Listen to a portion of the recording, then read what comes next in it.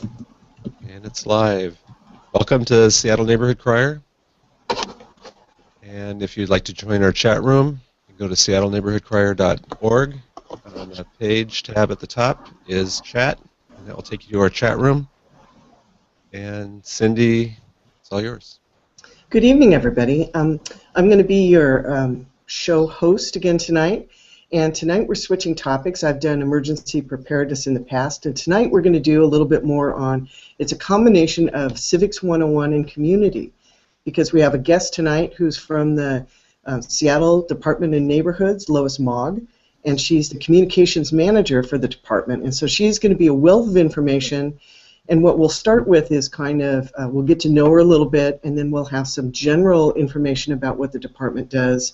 And then she's going to show us a couple of specialty items. We could mine the Department of Neighborhoods for a couple of shows, and so this will be just one tidbit of the other things you'll get to see later on in future shows. So I would like to introduce Lois now. Lois, why don't you give us a few words about yourself?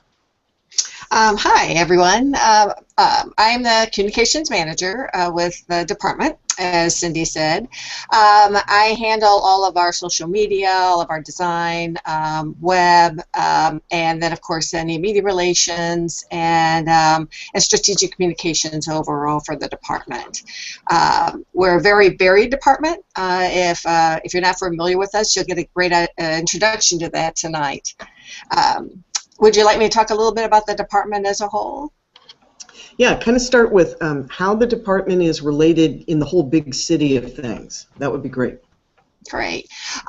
We're a little bit different. We don't do that direct type of service like water and power, etc. We were set up 26 years ago now to really be about community engagement. So our role is really to strengthen Seattle via bringing people together, engaging them in the process, empowering them to make a difference in their lives. So via our tools and our programs and our resources, and then tying other departments together, this is what the service that we're able to provide the citizens of the city. Okay. I know that I've been involved with the Department of Neighborhoods for almost its entire time. We did neighborhood planning in my neighborhood.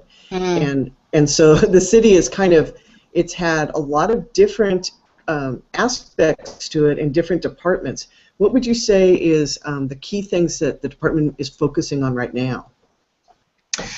That's a good question. We do have 6 programs, and each of those are pretty strong and imperative to the running of the city, from historic preservation of major institutions and schools to neighborhood matching fund, which people might be familiar with, and historic preservation.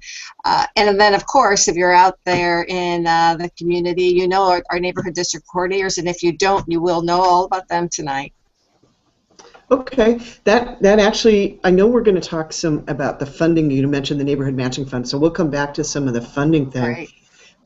That would probably be a really good starting place for people who want to either learn more about the Department of Neighborhoods or use their district coordinators. And I know that you guys have a really detailed website. Do you want to talk about that now, or do you want to talk about the coordinators first? Well, tell you what, let's go to the website just because you can actually see their pictures, the district coordinators, and see where the city is mapped.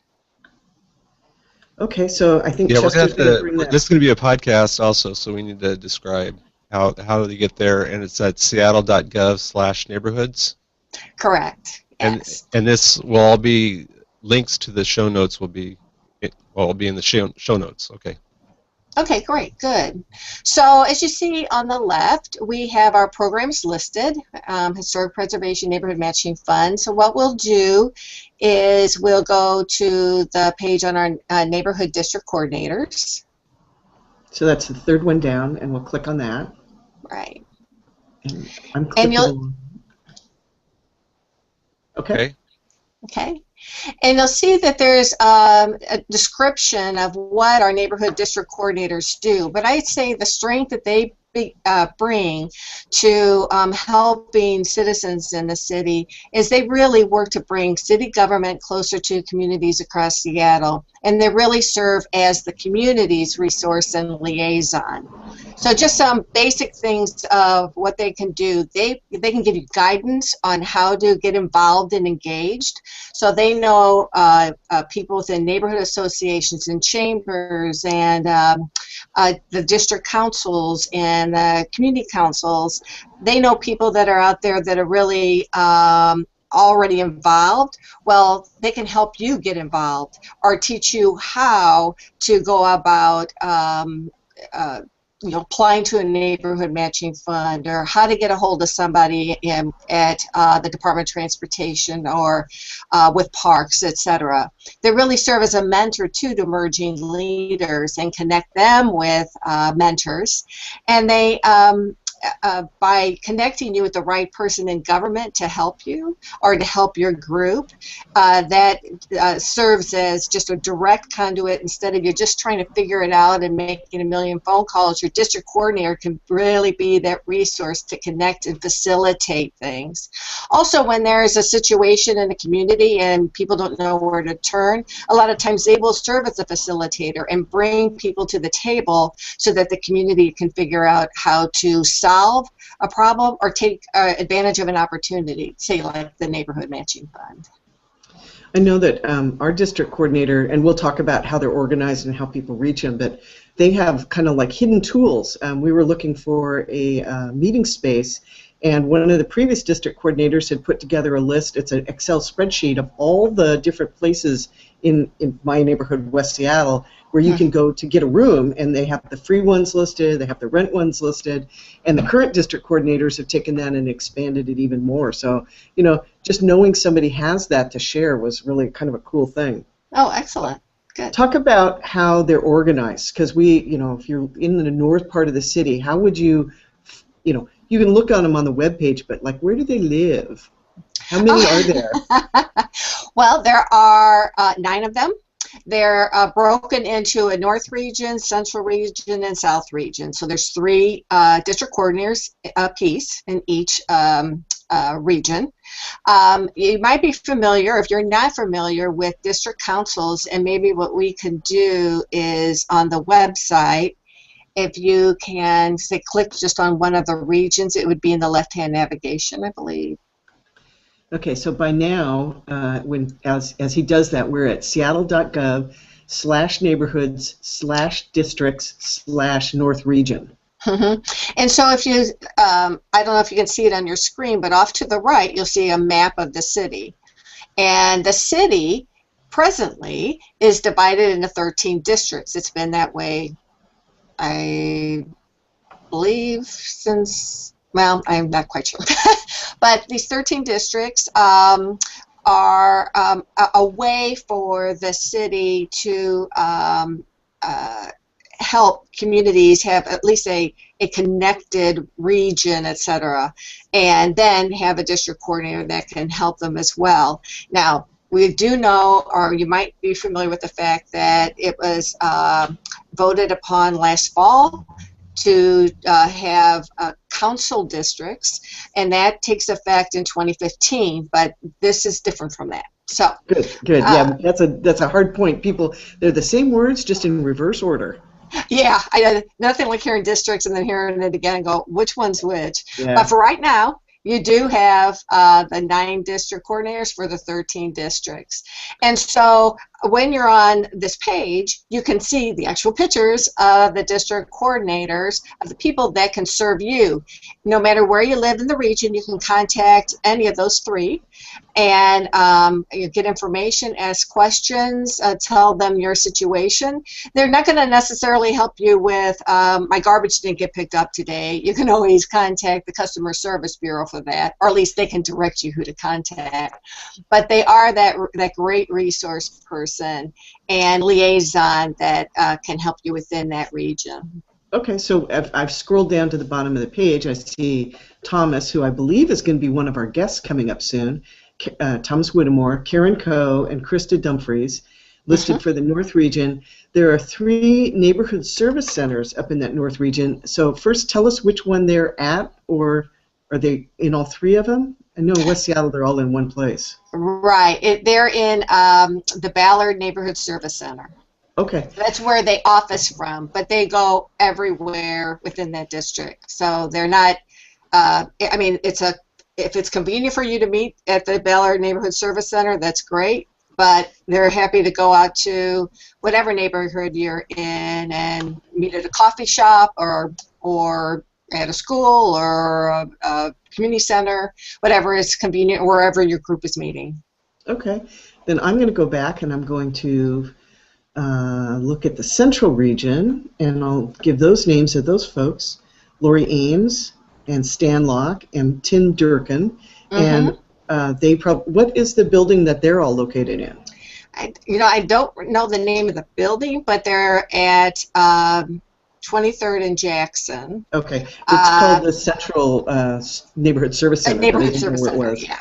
Yeah, it is in a neighborhood service center, and it's and so if you are 23rd and Jackson, they are on the southeast corner, near the grocery store that's there, and have a strip mall area there. But it is the Central Neighborhood Service Center. That's where they office from. And then, meanwhile, I brought up the South one, and that's Yoon Petrie, Jenny Frankel, and our brand new one, Carrie Wade. I guess she's been announced, or she's on the webpage. And I know they're all down at the Southwest Neighborhood Service Center, which is co-located in with the Southwest Services and Pool. It used to be called the Southwest Neighborhood Center.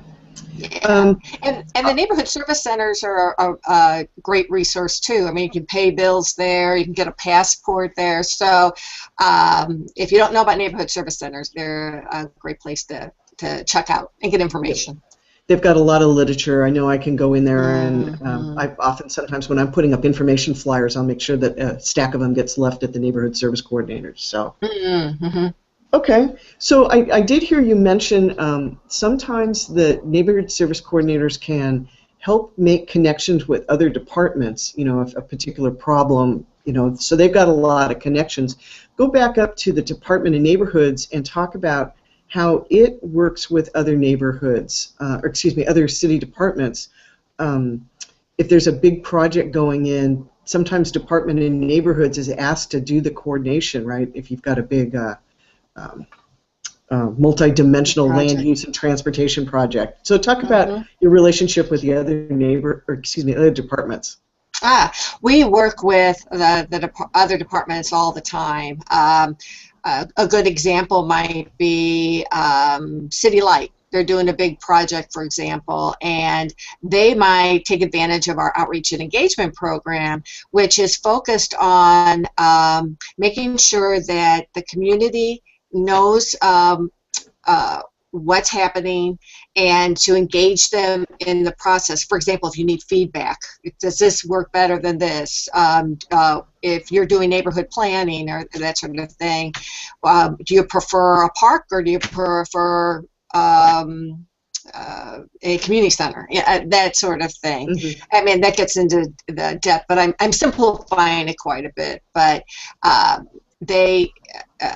as part of our outreach and engagement process, we help departments do their outreach and engagement. One of the ways we do that is through our public outreach and engagement liaisons.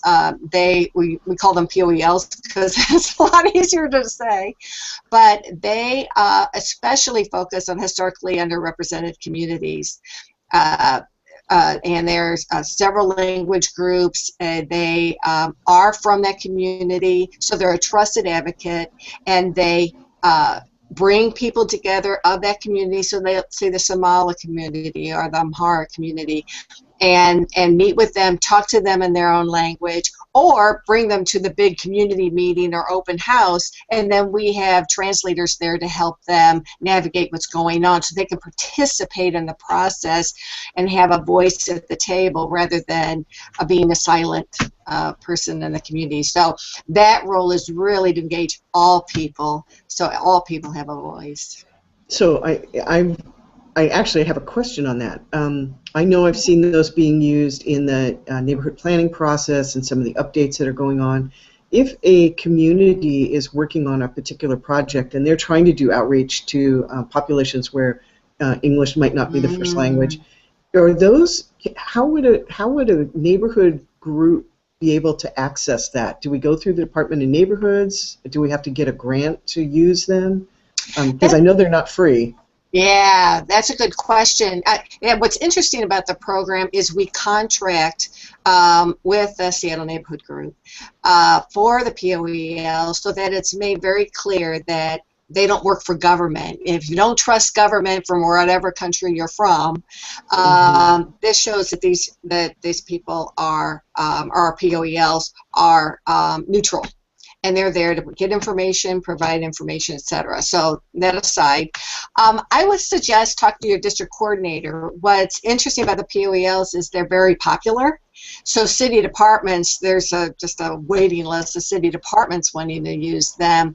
It might be a little difficult to engage them for a neighborhood group, etc. But we are very interested as a department in helping our community learn how to bring all voices to the table. So I would check with your district coordinator. They probably have some great ideas. Okay, and then for folks listening, I guess one of the questions that might be asked is, particularly if you're writing, I can give an example, if you're writing a not small and simple grant, but one would call them the large and complex. I forget what that official name is. But the bigger grants, you know, the $100,000 grants. Like, and you're going to build a pea patch, and you want to do some outreach. You might want to put a line item, a budget line item in there for the POELs, you know, and then that way you're funded for that contract price. So that's something we can follow up when we do neighborhood matching fund grant descriptions on another show. Or you could also put some funds aside to get your materials translated. Yeah, so that when you're handing out flyers, etc., it's got it in several languages. Going to have a work party, or you're building a playground, or a pea patch, like you said. That might be a good way to use those funds. Okay. In fact, I know people have done it that way too. Okay, so we've covered where you guys are in the city. We've covered what the folks do and what the neighborhood service centers do a little bit. You want to go back and talk about any of the other programs that department offers, maybe one that we want to drill down into? I know we talked, maybe would we cover some of the funding programs that you guys have? We can, well, if you're familiar with P-Patch, that's another one of our programs, just so you know. And if you're, you can go to the website again. If you're interested in signing up for our interest list, you can do that. And you can learn about where all the P-Patches are. There's even like a little walking tour or a bike tour if you wanted to do that of P-Patches. We have around 90. And thanks to the 2008 Parks and Green Spaces levy, in just the past few years, we've been able to add quite a few more plots. So it matters where you live in the city. If you're interested in getting a garden plot, you might have no wait at all, and you can walk right in and get a plot. But if you're in a very dense community like Capitol Hill that doesn't have a lot of pea patches, they'll wait a bit. It might be a few years. Okay. That's just a little bit of our P-Patch program. And what's interesting about P-Patch is you think community gardening, the key word there is community. And growing the food is important, but what's really important to us as the department that's interested in community engagement is the fact that you do build a community of people, of neighbors, getting to know each other, sharing food, giving gardens in which they grow food for the local food banks, etc. So I think that energy and camaraderie, and it's really special in the community gardens. Okay, and I'm just going to reference to people that's at seattle.gov/neighborhood/P-Patch, I bet. I already clicked off of it. Jet was trying to bring up the, P-Patch is what it's called. He was trying to bring it up on the screen, but I don't know if we were successful at that. Before we leave all the programs you do, why don't you just touch briefly on the two that don't get a lot of advertising, historic preservation and the major institutions and schools. Just kind of top level, what are those? Sure. The historic preservation is, our responsibility is to, for the designation and protection of the more than 400, it's getting close to 450 landmarks across the city. Now, that's not just buildings, it's vessels and clocks and all sorts of things can be landmarks. The mural, for example, the Horiachi mural at Seattle Center, that's a landmark. So they're all listed on that page. And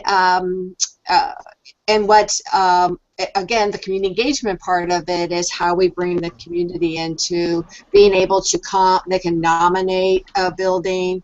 I mean, it's a process. It's not an easy thing to do, but the community can be a part of preserving those iconic and interesting and beautiful spaces that are landmarks. I actually am learning myself here. I really didn't realize that you guys had, what is the specific role of the department, though? I mean, just oversight? Because I'm looking at on that webpage, it's got agendas and calendars, and so for citizens who want to get involved, the Landmarks Preservation Board is probably one of the biggest and most influential. They go through all the nominations. Right. And then there are 4 specialized area landmark boards that I didn't even realize. So what does the department do to support those? Well, we have 6 historic districts. Our staffs both the Landmarks Preservation Board and the historic districts. A perfect example of a historic district is Pike Place Market. And so community members are a part of that, and they help make the decisions as to what goes on in those spaces. Pioneer Square is another one that's very familiar. Columbia City is another historic district. The Ballard Historic District, etc. So anything that happens within that space, within that district itself, needs to go in front of the board so that the character is maintained. It'd be very easy to have a sign that didn't fit, or want to do something, you want to paint the outside of your building pink.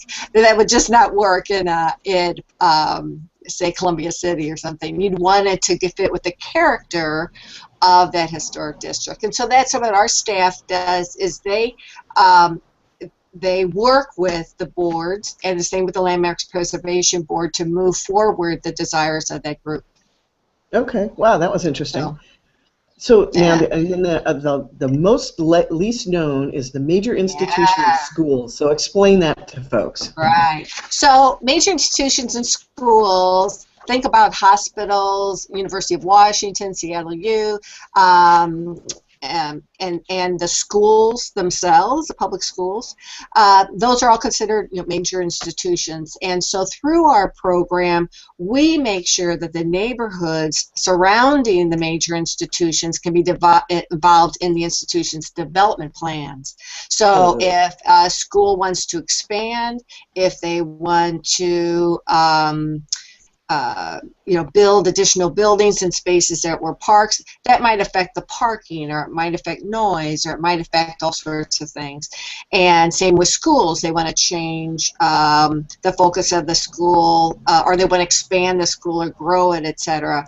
All that has an impact, good and bad, on neighborhoods. And so what we have are they were city-appointed citizen advisory committees, so they're called CACs for short, and they're formed for each development project and staffed by us to ensure that neighborhood voice is heard. And they have open meetings, public meetings, with the people doing the development of the property. Will bring the plans, they'll talk about what they want to do with a committee that are citizens, and discuss what, along with the developer and the owners, etc. But they ensure that that the community voice is heard in that. So a lot of schools right now are going through the process because they're with the BEX, the Building Excellence. There's new ones being built or renovated, etc., and all that changes things. Even something as simple as a big sign, flashing sign or whatever, that would go through a CAC. Yeah, I am amazed. Mostly, I just saw some graph that showed the number of students is just like on a big upward swing, and so school expansion is big. So I cruised over onto the seattle.gov/neighborhoods, and then MI for mass major institutions, and then /MIAC, which is the Major Institutions Citizen Advisory Committee, and I'm only going, holy moly, look at all these. Yes. There's committees for the group health facility, the Harborview Medical Center. There's probably 15 of them listed here. So I think my question for citizens out there is, if you live near one of these major institutions or even on into the schools, is there a way that you can reach out and say, I'd like to be notified? Because engagement is why we do this. You know, how do people find out how to get on the information chain that's going on in their neighborhoods? How would they do that? Well, for example, I know some projects within the past year at the Children's Hospital, University of Washington, etc., that we actually have mailings that go out to everyone, letting them know about any kind of departure that's requested from the zone, especially zoning departures. So, yeah, they go to every household. And then, of course, we do other publicity, blog, etc., but that's the most effective. Yeah, that would be DPD under Department of Planning and Development land use rules, so that citizens within, I don't remember what the rule is, 600 feet or a quarter mile. But what if you live beyond that mailing circle and you want to get onto a distribution? That might be something we cover in a later topic, you know, because we'll cruise through this. I know I've got a couple other topics I want to make sure we get through today. But so folks, even though you have you heard the Department of Neighborhoods, they get a lot of press about their neighborhood matching fund, about the P patches, about their engagement. Don't forget that they can help you with the major institution side of it and the landmarks and historic preservation, which just always get, you know, kind of like the add-on somebody wants to talk about. So let's go back to your cool thing, which is the funding that the Department of Neighborhoods helps manage so that citizens can come through and do projects in their own neighborhoods. Let's talk about those different kinds of funds. Okay, Neighborhood Matching Fund. So it's been going for 26 years.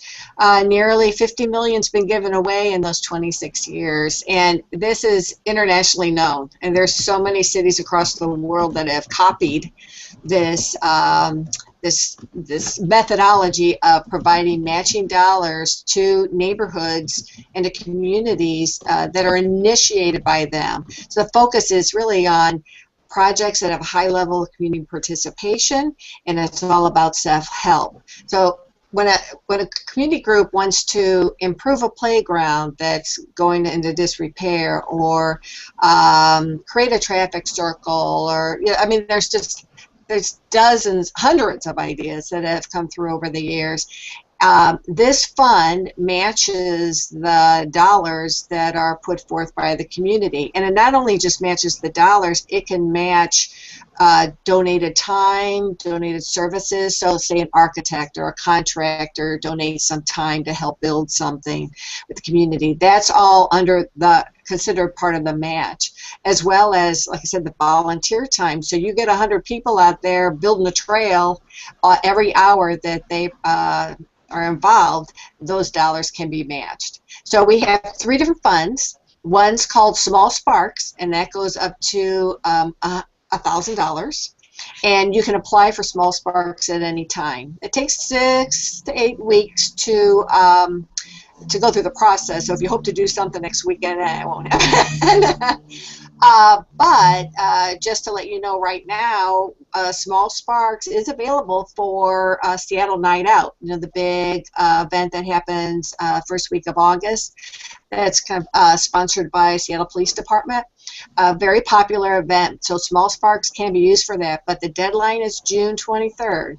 Because we need that time to be able to review applications and then notify you that you do have the dollars, or you have some of the dollars, etc., so that you can continue your planning. So just keep that in mind. June 23rd is your deadline for that.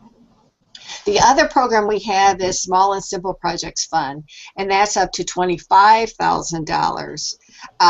We have a deadline next Monday, so if you don't have your application in or pretty much done, it's a little too late. But we have another round coming up in October. So keep that in mind. And we have workshops we'll have workshops during the summer and a late summer. So, just keep an eye out, watch our blog, and I always send out, press information, etc. So keep an eye out, because if you're interested in doing something in your community, Small Sparks is a great way to get started. And it's up to $25,000. It doesn't mean you have to ask for $25,000. If you just need $10,000, then your match would be $5,000. So I'm gonna clarify, because I'm just gonna clarify, because you said Small Sparks is a great one. We're talking about the small and simple sorry. right now, right? Excuse me. I meant the small and simple. Yeah. Yep. And then the last one, I'm going to tell you, that one is probably the easiest one for people to start on, because, I've done a couple different ones. In fact, I've probably done every single one of these types of grants. And when we're going to talk about the large one, we call it the complex and horrible grant, which is the next one. But it is the one where you get the most leverage to build pea patches and do major things. And I want to let people know that we're going to come back and deep dive each of these, because we do want to give people tips and tricks. I know you offer classes, but there's some things that the citizens often want to be able to contribute to fellow citizens. That says, we found this was really effective, or don't do this because they'll yell at you. So we'll do that at a later one. So go ahead and explain the large grant fund. Yeah. So the last program we offer is the Large Projects Fund, and that can go up to $100,000. So, like you said, Cindy, a good way to start is possibly, the small and simple. And I'm just going to use a playground design because that's easy and everyone knows what that could look like. So your small and simple might be a design charrette and bringing community together to talk about what would we want if we had a new playground, and what kind of things for kids to climb on, and what age group are we looking for, and just bringing community together to be a part of the process. So that's a good way to start, because you're going to have to do designs anyway. You have to do construction documents. But when it comes time to build, that's when you want to go for the Large Project Fund, because we know that equipment and contractor time and surfacing, etc., is all quite expensive. And we've, again, you don't have to go to $100,000, but if you need to go over that $25,000 limit of small and simple, the Large Project Fund is the way to go. And yet it's definitely more complicated because it's $100,000 or up to that amount. So being the stewards of the public dollars, we want to be sure that things are very clear, your budget's clear, etc. So that's why it is a little bit more complex, and a few more tidbits that you need to write up and do, etc. But if any of you are interested in the Neighborhood Matching Fund, look at our website, which is on our neighborhoods, and it's pretty easy to find. But please take advantage of our project managers. Unlike some funds that you might go for, our project managers want you to succeed, and they want to help you. So feel free to call. Yeah, talk briefly about once you put the fund in, it's not guaranteed that you're going to get either the full amount or even fund it at all. So just do real briefly, what's the process once you submit your grant request? Grant request? There's different processes for different programs. Large Project Fund does go through a community process in which district councils are involved, and the city neighborhood council is involved, as well as citizens. We call it the citywide review team. So community members can be a part of that aren't necessarily on a district council, etc. But there are reviews in various areas and evaluations that are part of that process. The small and simple, the staff determine the ones that go forward. And there's criteria. You have to meet the criteria. For example, you can't be a lone person applying and saying it's a neighborhood project, because if the neighborhood's not on board, you won't get very far. So that's why that community engagement piece is very important, and makes an application more successful. The more people you have engaged, the more people are knowledgeable and a fan of what is going to happen, the better your application. And a very clear budget, etc. So take advantage of those project managers. They're really good, and they've been around for a long time. We do have a couple new ones which we're thrilled about, but that expertise that they've got is really remarkable. All right, I'm looking up to see where I find them. How would I reach them? So let's say I have a question about whether a project's even eligible. How would I find them? The phone number should be there. We didn't break them down into individuals Okay. because anyone can help anybody. So I mean, Okay. any of our project managers can help somebody, versus our district coordinators, which were more territorialized, I guess you could Okay. say. Yeah. You don't want to call them that. Okay, and so that'll be at seattle.gov/neighborhood/NMF, Neighborhood Matching Fund. So great. Yeah. And we'll come back and we'll do some more deep diving on that. And we're probably about 10 minutes before the end of the show, and I know one of the big things that I wanted to talk about was your calendar of events. And while you were talking, I jumped over to your calendar to make sure that that deadline that you mentioned for June 23rd, the Small Sparks deadline for Night Out, my Lord, it's right on the calendar. So let's go ahead and talk about that. It's such a great resource for people. Good. So right on our homepage is you can find our calendar, and you can click on it and get the full listing. What it does, it just gives you a feel for some of the things happening within the next few days. And anyone could submit to our calendar because we really want it to be a community resource. And so when you do click on our calendar, there is on the left hand a little thing that says submit an event, and you just click there and you can type the information in. And what happens when you submit an event, it also goes to the citywide online calendar. So to get to our website, it's seattle.gov/neighborhoods. Well, if you just go to seattle.gov, there's a big calendar of events. Well, anything that's on ours goes directly to that one too. And so you get double the publicity. And the link is, if you go to the home page, it's under events. The word calendar doesn't show up. So click on events. We'll get you to the calendar. Yeah. But if you're on the home page, you can also find it there too. Yeah, I thought that was really convenient because it is confusing. Which calendar? Because I have a festival I need to submit, and so I was dinking around and I was going, Lois just told me which one to go to, and I've already forgotten. So I'll remember. It's easy. Go to the Department of Neighborhoods because they want to help you across the city. So also on your thing, it's kind of nice because you can down select by a program. You can pick just historic preservation events. You could pick neighborhood district councils if you wanted to see what was going on. So you don't have to look at this giant long calendar. And then, like many tourist areas, you can also sort by type event. Is it community? Is it dance? Is it education? So it's got a lot of filters you can build in. Although I personally like just surfing the whole thing. Sometimes, if you're going, I want to take some folks over to Ballard. Let's see what's going on in Ballard. You also have a feature where you can just pick Ballard and see what's going on in Ballard for a weekend. So very useful. And then down at the bottom of it is very convenient. It has a Metro trip planner so that, if you go, okay, I'm going to Ballard, how do I get from here to there on the bus if that's the way I want to do it? Because there are some events you do not want to drive to. You do not even want to get close to Northwest Folklife Festival in a car. So, and that's not, that's free for anybody to put anything up. You guys don't do any editing. It's just a self-load. Yep. Yeah. That's very handy for folks to use for their local, especially their community meetings. Sometimes it's really hard to get the word out to folks, but the more that people use this event calendar, that would be great. Right. And a couple of other tools, along with the events calendar, we do have a Facebook page. We do have a Twitter tag. We have Flickr. We have a newsletter that comes out every 6 to 8 weeks, and you can sign up for that if you're on our homepage. If it's off to the right, you'll see all the little symbols of the Flickr and etc. And then of course on our homepage as well is the Front Porch blog. We're very active with our blog.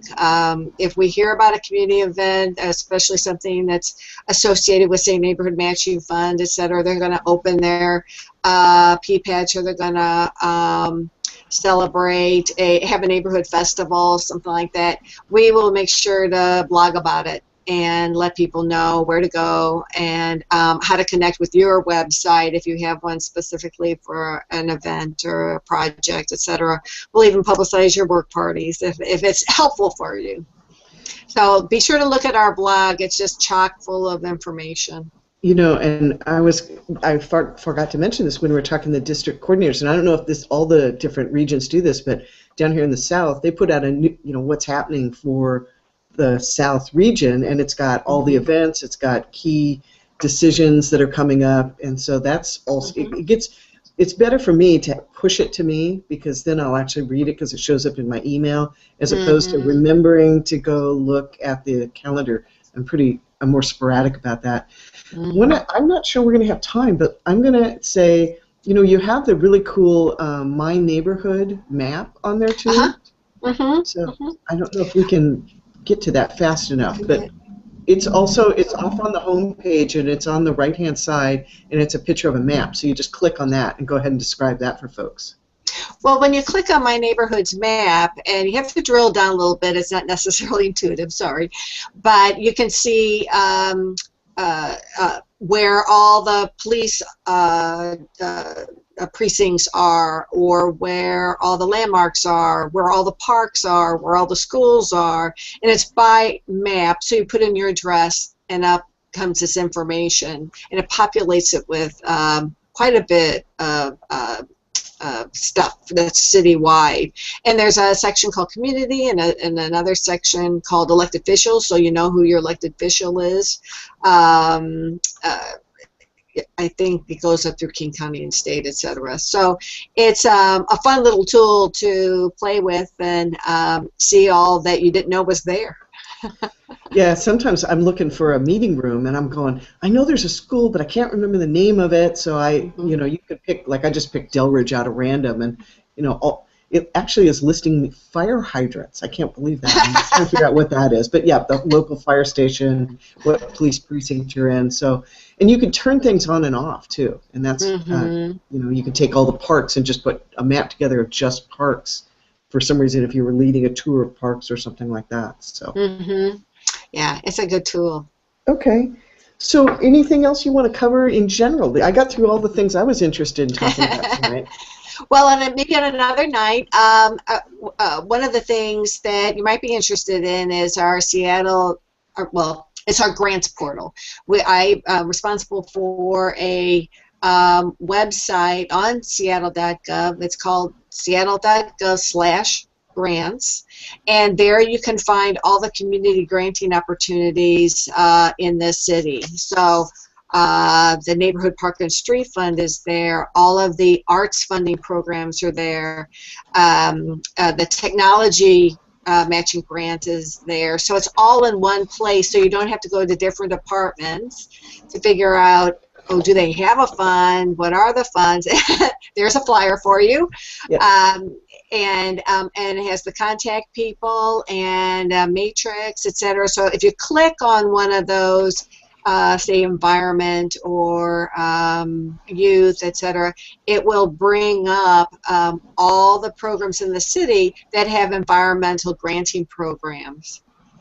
So I think it's just a great, quick resource if you and if you've missed a deadline of, say, Neighborhood Matching Fund, that doesn't necessarily mean that maybe the Office of Sustainability Environment doesn't have a granting program that really fits what you're trying to do. Right. So, yeah. I think, some of these, like the technology funding, that's been around for a couple of years, but the first couple of years, people kind of didn't know what to do with it. And so I think what we'll want to do is, as some of these deadlines come up, I know the technology funds probably just went by a couple of months ago, but we can get in front of those and do a show just on what have been granted, what are some of the ideas, how would people apply them, because you just hear a title like that and you go, how would that apply to me? But it is amazing what some of these programs can do for a neighborhood. Yeah, exactly. And there's still, some funds, their deadline's already passed, but there's still several funding programs out there that could still participate in. Right. Trees for Neighborhoods, that's a popular one that'll be up in the fall. And I already had mentioned that the Small and Simple Projects Fund, that's got another round in October. So there's still funding opportunities. I actually have a question from one of the audience tonight. And so they've heard of the PACE program, which Absolutely. I can't remember what the acronym stands for. So why don't you take a few minutes and describe that? Well, I'm glad there was a question. We just had a graduation last week for it. So PACE is a People's Academy for Community Engagement, and it was started 2 years ago. I mean, this is our second graduating class, and essentially it's a civic leadership program for emerging leaders in the city. So they went through a process of 9 months of classes and facilitation from some of the top leaders in community engagement and community processes and civic learnings, etc. So we had Councilmember Clark talk. We had some people from UW come and speak, and then on top of that, all the graduates participate in teams and do a community project. And there were some fantastic ones this year, as well as in the first year too. So they actually learn, and then they do and use what they've learned in the classes. So we had just 26 graduates last week, and we're very proud of them. And so now there's 26 more people out there that are ready to tackle the challenges and opportunities for neighborhoods. Okay, that's great. And we'd expect that they'd show up at their neighborhood councils and be ready to volunteer. Are they also folks that, like, let's say I'm having a meeting and I want to be a participant in the meeting. I don't want to have to be the facilitator, because sometimes you just want to be in your own meetings. Are they folks who we could tap on to come and help us facilitate a meeting because they've got those skills? Whoops. Possibly. I lost that there. Possibly, especially if they live in that neighborhood and that's how they want to give back, or they might want to just come and take over, or or be on the board, or be on the district council, or be in the community council, etc. Okay. But they are trained to help facilitate. And I know what you mean about facilitation. It's hard to do both, right? Yeah. Right, exactly. So if we're interested, if somebody's looking for some help, that might be talk with our district coordinators and see if they've got some suggestions of recent graduates in the neighborhood who might be available to help us out. Yeah. That'd be great. Yeah. All right. I'm thinking we're close to the end of our show, and I need to make sure that Jet has time for any community announcements. He's trying to keep ahead of us on the calendar so that we close the program a little bit with specific classes that need to be told or events that we think are of interest to everyone. I really appreciate you talking to us, Lois, and we're definitely going to have you back. Oh, well, thank you, Cindy. It's been a pleasure. I'm looking forward to the next time. Okay, Jet, anything you've got to add? Yeah, the citywide night out is on August 5th, and registration is now open. And there were a couple blogs had it on their blogs, Magnolia Voice blog and the Broadview Neighborhood blog. And I'll have the link to the registration in the show notes. And there's also the new Seattle Police North Precinct Coordinator. So Terry Johnson, the Crime Prevention Coordinator, is moving back to the central area, and there's a new North Precinct Crime Coordinator, Elizabeth Scott. Oh, okay, fantastic. That'll be good for them. I know that they are some of the busiest people in the city, so having extra help will be a good thing. And that's it. I think next week we've got Chaz Redmond is going to be our host, and I hear that he's going to have Ben Noble on, who is the director of the Department of Budgets and one of the neighborhood service coordinators. I think he's got Tom Whittemore's arm twisted behind his back, and he'll be the first neighborhood service coordinator to come on the show. Great. And that's live next Tuesday at 7 p.m. on YouTube. You can go to our webpage, seattleneighborhoodcrier.org. And thank you, Lois. You're welcome. Thank you. And if you'd like to give us feedback, you can go to our website. There's a feedback page. And if you want to get involved, please spread the word about the show. And thank you for listening. This has been a Neighborhood Crier production.